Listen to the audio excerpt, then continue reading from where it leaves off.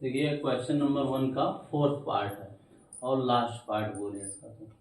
तो अब यहाँ पर हमको दे रखा है x/2 + 2y/3 = -1 और सेकंड इक्वेशन क्या है x - y/3 = 3। अब देखिए सबसे पहले हमको क्या काम करना होगा, इन दोनों का एलसीएम लेके सॉल्व कराना होगा, सिंपल फॉर्म में लिखना होगा। हैं अगर एलसीएम ले लेते हैं इन दोनों का कितना हो जाएगा, 3 2 का कितना हो जाता है, 6 हो जाता है। तो जो एलसीएम होता है वो मल्टीप्लाई में जाता है, मतलब 6 यहाँ मल्टीप्लाई में आएगा। हम डायरेक्ट सॉल्व कर रहे हैं तो 2 3 जा, यहाँ पर कितना आ रहा है 3x, और यहाँ पर अगर 6 जाएगा मल्टीप्लाई में, 3 2 जा क्या हो जाएगा 6 हो जाएगा, तो 2 2 जा 4y, 3x + 4y। ठीक, और नीचे क्योंकि 6 बनेगा, जो एलसीएम होता है नीचे बनता है और क्रॉस होके इसके पास पहुंचेगा -1 के पास, इक्वल टू क्या हो जाएगा -6। अगर जिसको नहीं समझ में आया उसके लिए हम यहाँ पर कर देते हैं x/2 + y/3 = -1। इसका एलसीएम कितना हो गया 6 हो गया। अब 6 यहाँ मल्टीप्लाई में गया तो 2 3 जा है, मतलब 3x हो गया। अब फिर यहाँ 6 मल्टीप्लाई में जाएगा तो 3 2 जा 3x + 2y हो जाएगा, और इधर चूंकि -1 है तो ये वाला इसके साथ जब मल्टीप्लाई में होगा तो क्या बन जाएगा 3x + 2y = -6। इधर आएगा तो प्लस का हो जाएगा, मतलब 3x + 2y और फिर +6 = 0। फाइनल इक्वेशन जो हमारा बनेगा वो ये बनेगा। हाँ, तो अब चाहो तो आप इसको और भी थोड़ा सिंपलेस्ट फॉर्म में लिख सकते हो, 3x + 4y और फिर +6 = 0। अब इसको आप मान सकते हो इक्वेशन नंबर 1। हाँ, अब इसी तरीके से यहाँ भी इसको भी सॉल्व कराना होगा। इसको मान लीजिए सॉल्व कराना तो x - y/3 = 3 है, तो 3x हो गया। इसके नीचे कुछ नहीं है तो 1 मान लीजिए, 1 और 3 का एलसीएम कितना हो गया 3 हो गया। तो यहाँ पर कितना आया, एलसीएम मल्टीप्लाई में आता है 3, 1 से डिवाइड करोगे तो 3x हो जाएगा माइनस का, क्योंकि यहाँ पर भी 3 मल्टीप्लाई में आएगा, इसको कैंसिल करेगा मतलब एक ही y हमको मिलेगा -y, और चूंकि जो एलसीएम होगा वो नीचे आता है तो मतलब नीचे आया 3 और 1 का एलसीएम 3 हुआ, नीचे आया, ये इसके साथ क्रॉस में पहुंचा तो ये कितना बन गया 3x - y और = 9, 3 3 जा 9। इधर ले आइए, इस साइड लाएंगे तो 3x - y, और जब इधर आएगा तो -9 हो जाएगा = 0। ये हमारा दूसरा इक्वेशन बन जाएगा सॉल्व होके, 3x - y - 9 = 0। इक्वेशन नंबर हमारे सेकंड हो गया। हमने बोल रखा है कि कोई चाहे x को इक्वल कर लीजिए चाहे y को इक्वल कर लीजिए, तो यहाँ पर तो हमको x डायरेक्ट इक्वल मिल गए। ठीक है, जब इक्वल मिल गए तो यहाँ पर हमको क्या कर देना है, सीधा माइनस कर देना है। हाँ, equation first minus equation second, अगर ये चीज कर देंगे तो यहाँ माइनस हो जाएगा, ये प्लस का 3x है माइनस का 3x मतलब कैंसिल हो जाएगा, ये 0 हो जाएगा। यहाँ पे ये प्लस का 4y है, माइनस माइनस करने के प्लस का y बन गया, तो 4y और y ये दोनों मिलकर कितना हो जाएगा 5y।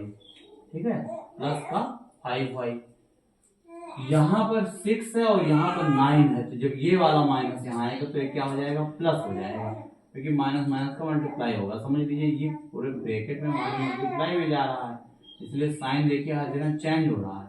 तो यहाँ प्लस हो गया, प्लस का 6 और प्लस का 9 यानी कितना हो गया प्लस का 15 है = 0। तो यहाँ से अगर हम सॉल्व कराते हैं तो 5y, अगर ये 15 उस साइड चला जाए तो माइनस का 15, तो y की वैल्यू आ कितनी गई -3, 5 3 जा, तो कट गया तो y की वैल्यू हमारी क्या आ गई -3। अब चाहे इक्वेशन फर्स्ट में रख दीजिए चाहे सेकंड में, put the value of y, put the value of y in equation first, we get, हमको क्या मिल जाएगा, फर्स्ट में अगर रखना है तो 3x + 4, y की वैल्यू हमारी कितनी निकली है -3 निकली है, प्लस का 6 = 0। तो यहाँ 3x और फिर -12 और प्लस का 6 = 0।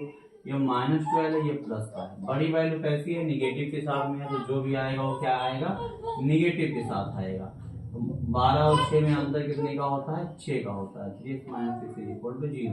तो 3x इज इक्वल टू 6 हो गया है। उस साइड माइनस 6 जाएगा तो 3 2 जाते, x की वैल्यू क्या हो जाएगी? 2 हो जाएगी। x की वैल्यू 2, y की वैल्यू -3। यहाँ रख के सेटिस्फाई करा के देखिए सेटिस्फाई हो रहा है। x की वैल्यू -3 है तो 3 3 जा माइनस का 9 हो जाएगा। और x की वैल्यू 2 x की वैल्यू 2 3 2 जा क्या हो गया? 6 हो गया। y की वैल्यू -3 तो 6 और फिर यहाँ -12 तो 6 -12 सॉल्व कराओगे कितना आ जाएगा? -6 आ जाएगा। मतलब जो निकाला गया वो क्या है? सही है। इसी तरीके से जब यहाँ सॉल्व कराने आएंगे तो ये कैलकुलेशन तो सेम ही सेम रहेगा जो अभी हमने ये कैलकुलेशन करके निकाल लिया। ये कैलकुलेशन करना हमने आपको बताया है कि कैसे कैलकुलेशन किया गया है। इसको हम मिटा देते हैं।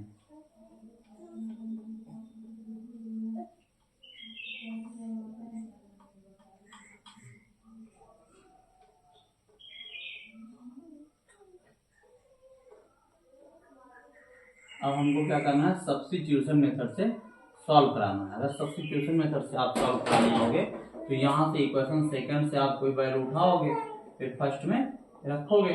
हाँ, तो फ्रॉम इक्वेशन सेकंड, ठीक है, यहाँ से उठा रहे हैं। इक्वेशन सेकंड हमारा क्या था? 3x minus Y minus 9। Final यही था कैलकुलेशन करने के बाद -9 इज इक्वल टू 0। यहाँ पर अगर 3x की वैल्यू बात करें या तो ऐसा भी कर सकते हो y की वैल्यू भी यहाँ से निकाल दो, ज्यादा सही रहेगा। -y और उस साइड जब 9 चला जाए और 3x चला जाए, 9 जाएगा तो प्लस का जाएगा क्योंकि यहाँ माइनस का प्लस का 3x है, उधर जाएगा तो माइनस का 3x हो जाएगा। अब समझिए इधर माइनस से मल्टीप्लाई करा देते हैं तो y की वैल्यू हो कितनी जाएगी? ये माइनस की है तो प्लस की हो जाएगी और ये क्योंकि प्लस का है तो माइनस का हो जाएगा, उल्टा हो जाएगा। इधर भी माइनस है, माइनस माइनस समझो इस साइड भी इस साइड मल्टीप्लाई करा दिया जा रहा है या जैसे भी आपको समझना है।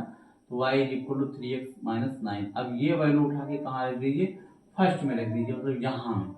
हाँ, पहले ये देख लिया करिए कि क्या चीज रखना सही रहेगा, y की वैल्यू रखनी सही रहेगी कि x की वैल्यू रखनी सही रहेगी। तो यहाँ से हम देख पा रहे थे कि y की वैल्यू रखें तो कोई चीज डिवाइड में नहीं आ रही है, कोई चीज डिवाइड में नहीं आ रही है तो मतलब कैलकुलेशन करना आसान रहेगा, इसलिए y की वैल्यू निकाल लिया।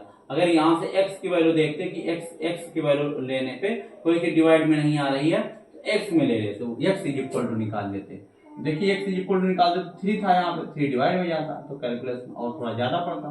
हाँ, पुट इन क्वेश्चन फर्स्ट। अब ये रख दीजिए y इज इक्वल टू कितना? 3x माइनस 9 तो 3x हो गया प्लस का 4, y की वैल्यू कितना? 3x माइनस 9 प्लस का 6। अब ये चीजें क्या होनी चाहिए? 0 होनी चाहिए। तो 3x प्लस और 3 कितना हो गया? 12x हो गया माइनस का 36 और फिर प्लस का 6 इक्वल टू 0। अब देखिए ये कांस्टेंट है, ये कांस्टेंट, ये दोनों सॉल्व होगा। -36 और 6 सॉल्व कराओगे कितना आ जाएगा? -30 आ जाएगा। ये 3x है 12x, मतलब दोनों सॉल्व हो गए तो 12 और 3 जुड़ जाएगा क्योंकि लाइक लाइक टर्म्स है। यहाँ भी x यहाँ भी x, तो कितना हो गया? 15x हो गया। 15x माइनस 30 बराबर कितना हो गया? 0। तो 15x बराबर फिर कितना हो जाएगा? 30 हो जाएगा। तो यहाँ से x की वैल्यू क्या हो जाएगी? 15 दूना 30 हो जाएगी। तो x की वैल्यू आ कितनी गई? 2 आ गई। यहाँ पर भी x की वैल्यू जब हम एलिमिनेशन मेथड से सॉल्व किए थे तब भी x की वैल्यू कितनी आई थी? 2 आई थी। हाँ, तो y की वैल्यू अब निकालिए नाउ। हाँ, yes, so y is equal to क्या? 3x माइनस 9 है तो यहाँ रखते हैं 3, 2 की वैल्यू रख दीजिए, x की वैल्यू 2 तो 2 माइनस 9 तो 6 माइनस 9 सॉल्व कराओगे कितना आ जाएगा? -3 आ जाएगा। तो y की वैल्यू आ कितनी गई? -3। यहाँ पर भी y की वैल्यू कितनी थी? -3। मतलब दोनों तरीके से क्या आ गया? सेम आ गया। कुछ लैंग्वेज इसमें जो लिखना होगा तो आप लिख सकते हो। कैलकुलेशन हमने बता दिया कि इसी तरीके से कैलकुलेशन किया जाएगा। बाकी ये जो सबसे कठिन काम जो था यहाँ पे वो फ्रैक्शन सॉल्व करना था बस। बाकी अगर फ्रैक्शन सॉल्व हो गया तो बाकी सब वही पुरानी मेथड से आपको सॉल्व कर लेना है जो कि बताया जाता रहा आपको।